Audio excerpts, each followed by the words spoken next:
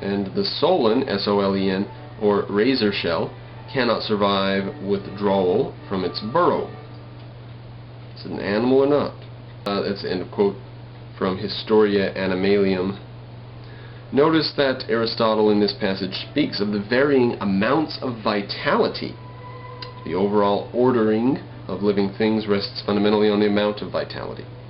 Thus, plants are distinct from animals in having limited vital activity. Animals are generally distinguished from man in the same fashion, as they possess more restricted vital activity than man, because, as Aristotle said, man is the rational animal. Aristotle's discussion of vital activity, so important for his biology, is concentrated in his book On the Soul. For information on vital activity, visit On the Soul. Skipping to the bottom of that page, Aristotle, like Galen, was a teleologist. He believed firmly in the purposeful element of nature. Quote, "Therefore, action for an end is present in things which come to be and are by nature." So if it comes to be by nature and is by nature, then action for an end exists in it. In his zoological works, Aristotle investigates not only the purpose of the organism as a whole, but also the purpose or end of the parts. The final crushing refutation of purposefulness or patterns in nature, or of any sort of intelligent designer, the final crushing refutation of all those fantasies has come from Stephen Wolfram's publication of A New Kind of Science. I've got a small video on it. Got a speech by him, by Mr. Wolfram himself, in my favorites, hour and a half long or so. Fantastic tome, published in 2002 or 2003, I believe. Repudiates forever any notion that there is order in nature from anything besides accident. In other words, all order arises from pure accident. But let us continue.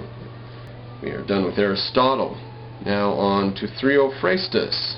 The work of Theophrastus stands clearly as a continuation and often brilliant extension of that of Aristotle. Although we know Theophrastus chiefly for his magnificent botanical works, his excellence in logic has recently been demonstrated, and the importance of his metaphysical judgments has long been recognized. In natural history, his reputation rests upon two great works. Here they are: the History or Inquiry of Plants and the Causes of Plants, both of which may be later compilations of a number of works of Theophrastus. These are the most important products of botanical investigation until well into modern times. Like Aristotle, Theophrastus concerns himself with the question of classification, for, quote, "Our study becomes more illuminating if we distinguish different kinds." Which means if you organize and conceptualize, then you can learn more. Right? Theophrastus' minute description of plants are excellent, and he did much to establish a standard botanical language, some of which is still with us today. Let me skip a bit. Like Aristotle, he believed that on occasion spontaneous generation is possible, but at the same time he was cautious about the matter, and thinks that in some instances where spontaneous generation is assumed, there is a more plausible explanation. For example, in certain cases where plants appear to grow up spontaneously, the seed has been carried there by the wind. It appears that Theophrastus' works were not translated into Latin until the 15th century. It remained in Greek up to that time. Now, done with chapter 4, on to chapter 5, Greek mathematics. Holy hell, can't believe I outlined this and I'm about to do it. Math, as I've mentioned, is one of my driest subjects, but I'm going to give it an okay treatment, because most of it, luckily, is philosophy. But let us begin.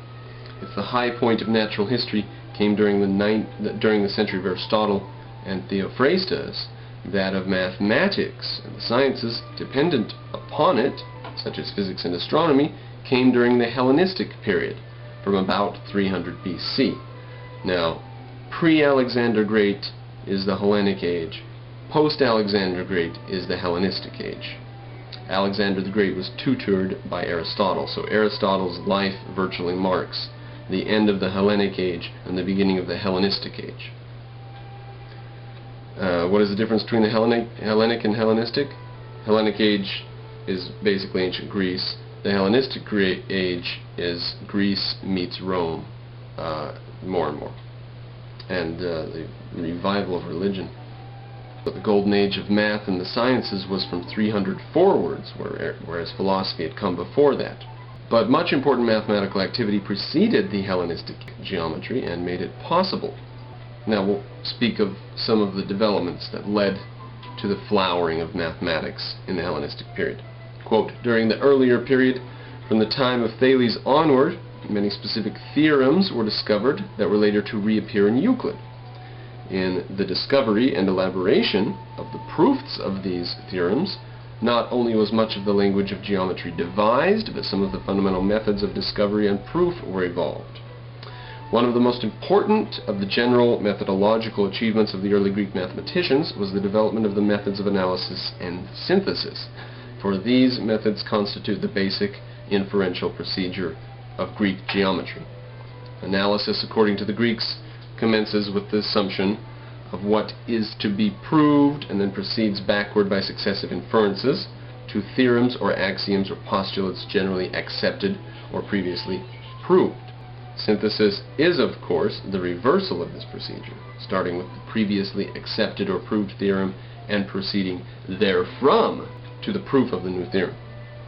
As formal methods applied to higher problems, analysis and synthesis are usually attributed to Euclid and his successors, but it is obvious that these basic methods are the product of earlier geometrical activity in the 5th and 4th centuries BC. The classic Greek description of combined analysis and synthesis is that of Pappus, P-A-P-P-U-S, of Alexandria, who flourished at the end of the 3rd and the beginning of the 4th centuries A.D. It's from T.L. Heath, Euclid, the Elements, page 138. Not going to read it. We won't quote it here. One form of analysis, considered generally, that was invented by the Greeks and used with particular skill by Euclid and Archimedes, was proof by reduction to absurdity. We assume the contradiction of what is to be proved, then by a series of successive logical inferences finally reach some inference that contradicts a theorem of or first principle we hold to be true. Skip a bit. The correct use of this type of proof corresponds with the very highest point of Greek geometry. It is also interesting to note that some of the very best geometrical proofs that are original with medieval authors are cast in this form, which of course the medieval geometer borrowed from Hellenistic geometry. Now it says, let us take the reduction method, something connected with analysis. Now, what the reduction method is a way of dealing with problems in calculus. Calculus, as you know, was invented by,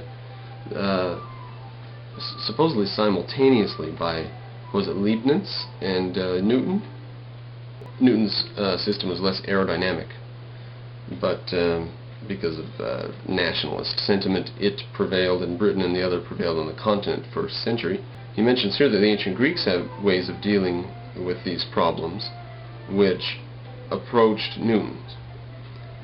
Quote, tradition has it that it was the mathematicians who surrounded Plato, and particularly his brilliant associate Eudoxus, who fashioned a broader concept of proportionality, embracing both rational and irrational magnitudes.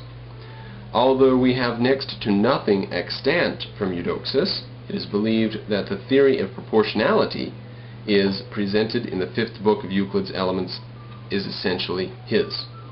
In spite of the absence of his works, the tradition of his greatness is so strong that historians of mathematics are inclined to rank Eudoxus among the very greatest of Greek mathematicians.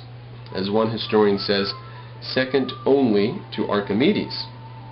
And if he had a hand in devising the remarkable method of exhaustion that appears in Euclid's Elements, and that is used with such brilliance by Archimedes, then he deserves this praise. Then the author says, we shall discuss the method of exhaustion.